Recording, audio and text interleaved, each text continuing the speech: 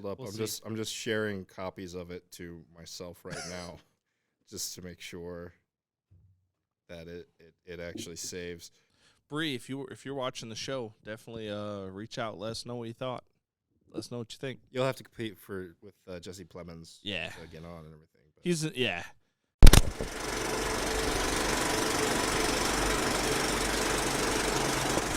Welcome to another edition of Popcorn Bucket List. We are one step closer to one of the biggest times in movie world. Oscar season is upon us. It's coming. I'm not really thinking about that right now. We just had one of the scariest pre-shows we just had right there. We'll check out the blooper reels towards the end of the year. I don't know what just happened, but I was legitimately terrified, and that's all the context you're going to get. Yeah. So this is part one, essentially, of our Oscar special. We're just going to kind of reintroduce the challenge we have proposed to each other, kind of talk about what happened last year, and just kind of give you guys an idea what to expect. So for those of you who don't remember, or those of you who just don't know, last year, just kind of at the last minute, I proposed a challenge to Ryan here. I was like, hey, let's do something fun for the Oscars. Let's see who can bet who wins the most, or guess correctly the most awards. Each category gets a certain amount of nominations. One movie gets an award, or one director, etc. We tried to guess how many each of us could get. Neither of us at the time had really seen any of the movies. Like right now, I think we've seen more than when we did last year. Yes, and we haven't even seen that much this year. At this point, as compared to the previous year, we have seen more films on the list than we did last year. Yes. And again, it was kind of last minute. I was like, I think it was like the day before we were recording. I was like, hey, you want to do this? And you're like, sure. I was like, okay. Yeah. And so we did that. I kicked the living can off of him. I was semi-confident. I was like, this list ain't bad. This is pretty good. Like, I was like, I have a chance of winning, but, it's not going to be over the top. I didn't get everyone right. And then the Oscars happened. Yeah. And then I got over 50% of them right. Yeah, and I got torched. And I had seen maybe 2 of the movies. Yeah. But I just knew how they thought. And so I just kicked your can. Yeah. One of the proudest moments of my life. We established we were going to do, whoever lost was going to have to get a movie-themed punishment from the winner. Yep. I had figured out a punishment I was going to have for you. I wanted to surprise you. I waited months. It was a good waiting game. It was a great waiting game. It was a mind game. I had him, and then I presented it to him. It was perfect. It was everything I could have asked for and more. And then on that episode, the audio got corrupted, and it was worthless. And it was nothing. Yep. So I have reprinted it, and I'm going to make him rate it again. Oh, God. Because I have to have a version of this where it happens. Now, before you do it, not only are we recording on this, I need you to, if I can find it, my voice recorder thing. I wish for you to hold the voice recorder next to your face as you read it, so I make sure I have it this time. All right. So this was already. Yes. Oh. I already made sure. Sunk down the chair there a little bit. Scared me. A little too much for breakfast this morning, buddy. Yeah. All right, so this my punishment to him was he had to read a statement. Ryan, I will let you have the floor. All right. Excuse me. Hold the voice recorder up to you. There we go. There we go. All right. I, Ryne Meyerberg, say with absolute certainty that the awesome Brie Larson is without a doubt the greatest actor of all time. She already has made more great performances in her career than any other actor ever has or will ever do.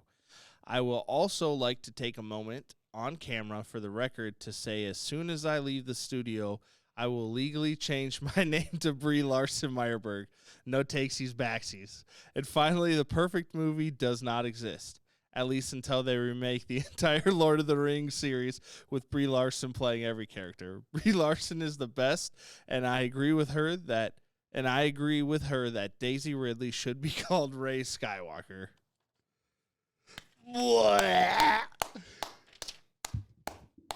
Thank you. I'll take that back. Cool. That was worth the wait. I'm a little emotional right now.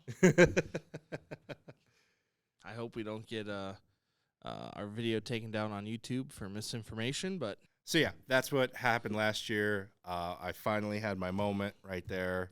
It wasn't as good as the first time you read it, because the first time you read it was, like, the real shock factor. yeah, that was the first time was So, it's like tasting a delicious pie. That first time you eat it, like, it's great. It's mind-blowing. It's like Second time, still good, but Yeah. the mystery's gone. I would say it's like blowing up the Death Star a second time. Yes. Like the first time, yes. whoa, awesome. Woo! Second time, it was like, yeah, All right. we we did it. we did it again. You know. yeah. So basically, when I beat you in this year's Oscar special, it'd be like blowing up the third Death Star, the Star Killer base. Yeah, Like, yeah. still cool. But cool at this and point, all, it's just but- like I'm just doing this on autopilot. Yeah, It's not even a big issue to me, man. yeah. Let's talk about this week. We're gonna do the weekly preview of what is coming out this week. Really short. There's only one movie we're gonna talk about. The others are selected theaters. There's not even anything coming out on a streaming service, really. Yeah, it's a quiet week. This is a quiet week. But let's talk about what we do have this week. Coming out Friday, March 25th, The Lost City. This is starring Sandra Bullock and Channing Tatum, as well as Daniel Radcliffe. Our boy. Our boy Daniel Radcliffe, the future Wolverine, as you think. Yeah. I don't think that's too far of a guess. We'll have to see what happens. Yeah, we don't know. Just an option. It's possible. Yeah. Basically, what this movie is about is, so Sandra Bullock is a novelist, writer.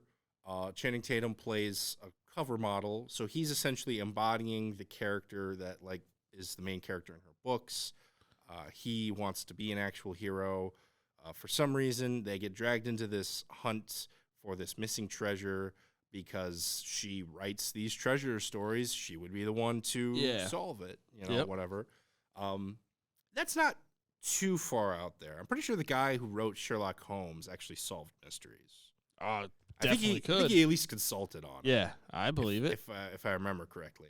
So it's not too far out there. No, maybe. and I think it was maybe based on the last story that you wrote, The Lost City. Yeah. Maybe she was basing it somewhat like, oh, here's this thing, but I'm going to make a cutesy fartsy romance story about it instead of and it's like, oh, hey, that actually might be closer to some actual facts than what she thought.